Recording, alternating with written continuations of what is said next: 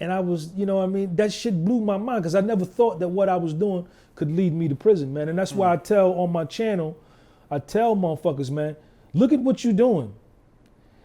If you doing something illegal, if that's what you're choosing to do, go get the goddamn sentencing guidelines and look at what the fuck you doing and see if this is the kind of time you could do, because this is what you're gonna get. And ask yourself, can you do this amount of time? And if you could do it, then do it. But if you can't do it, you gotta stop, because you can't be ratting and shit. You understand? So that's what happened, man. It was fucking disaster, man. It was a disaster, man. And going to the prison was save me, nigga.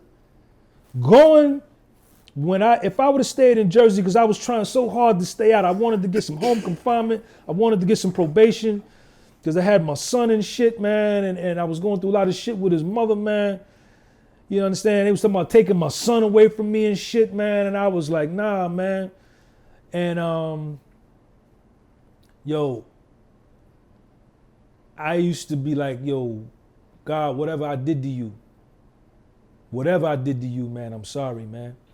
But stop this motherfucking pain, man. And it just got progressively worse, Hurt.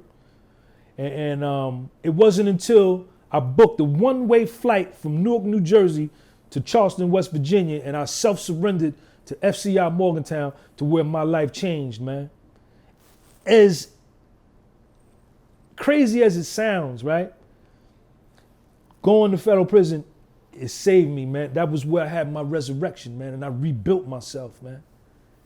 Because I was fucked up, nigga. Before I went, nigga, I was a broken man. I was a broken man. I was a black male. I had a $1.2 million net worth. You could have took all the wealth on both sides of my family and multiplied it by 3 and all together, and it still wouldn't have been what I had, and I blew it all. I hated myself, man. And then on top of that, the feds got a flashlight and a magnifying glass up my ass, man. I'm being followed and shit. Oh man, it was disaster, man. True story, man.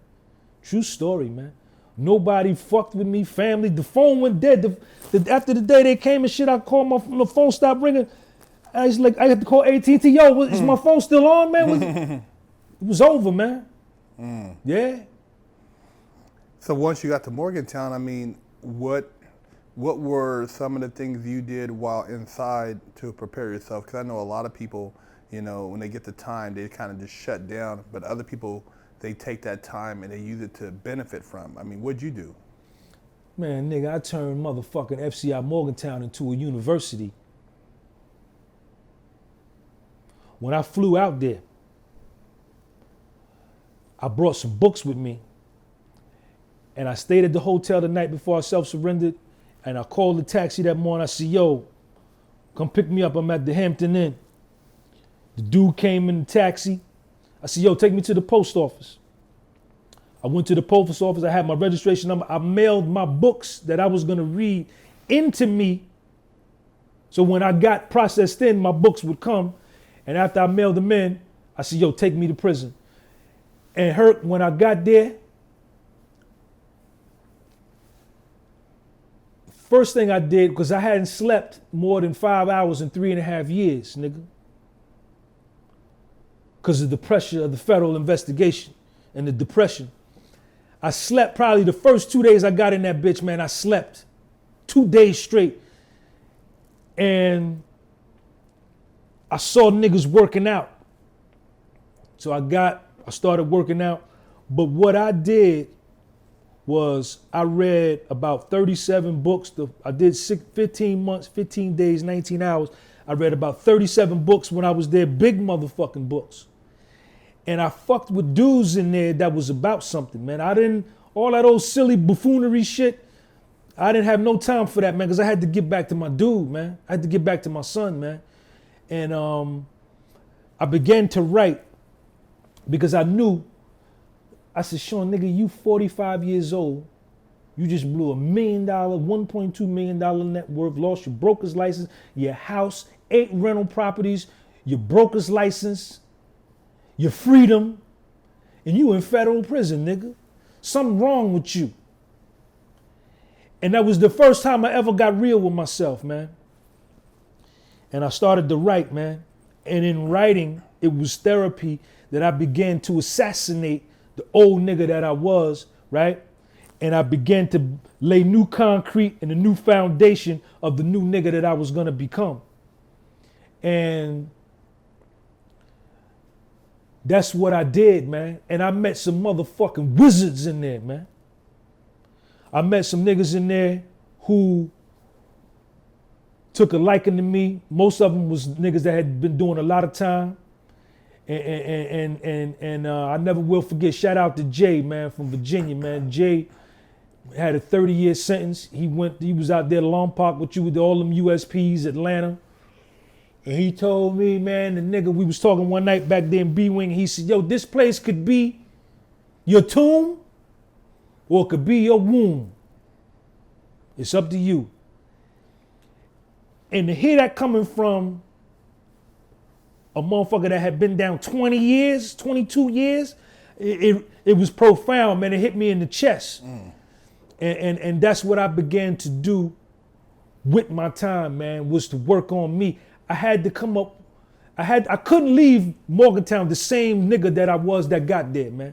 And that's what I did. Wow, man. So upon your release, you know, starting from scratch, what were some of the things you did to get yourself acclimated back to society, for you to get back into, you know, a normal life? Herc, do you ever have a normal life coming out the feds, nigga?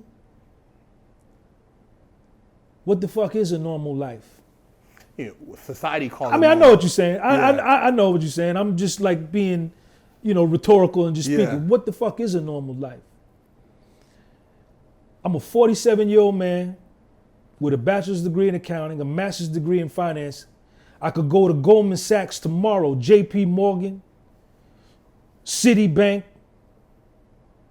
and I could destroy any motherfucker on the trading floor tomorrow. I know it.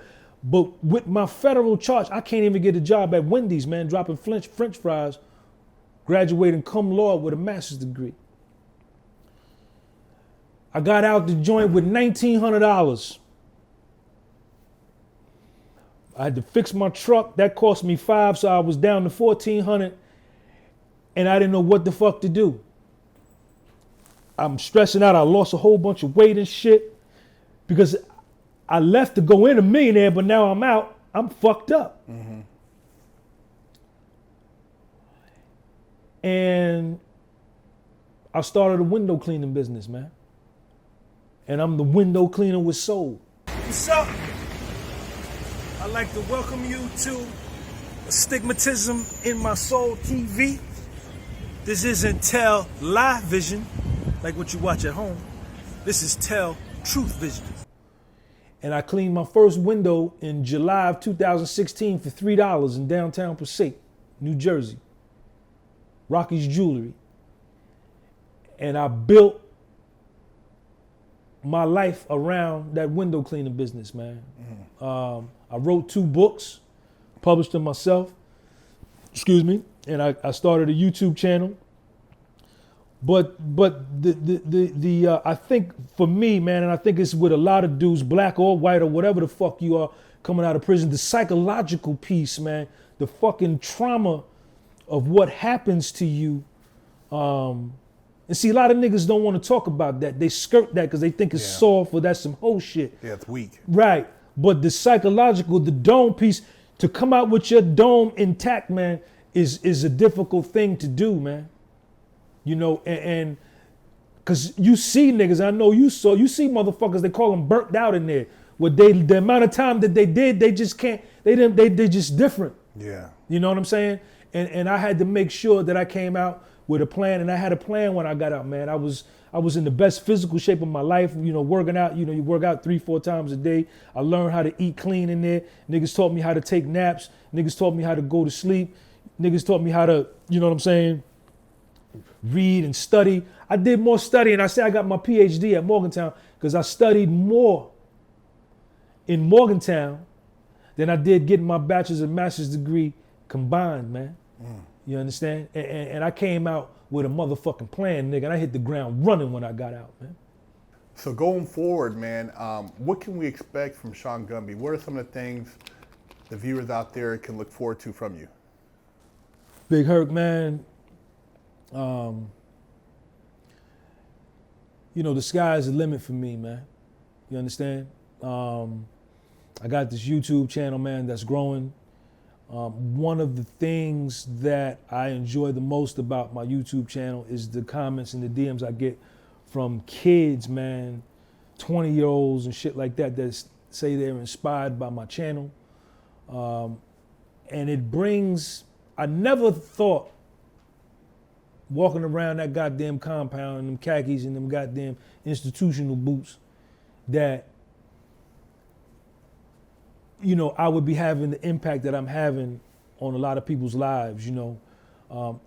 There's pretty much nothing I could do, man. I'm gonna keep cleaning my windows. I'm gonna keep putting out the dopest content on YouTube. Check out my YouTube channel, man. Gumby Publishing, The Window Cleaner with Soul.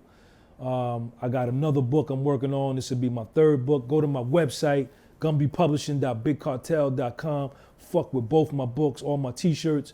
I got a new t-shirt line coming out. There's some speaking engagements I got coming up, man. And I just like, you know, I'm helping people, man. And that's the shit that, you know, then it has shown me that this YouTube shit, it ain't even no more about me.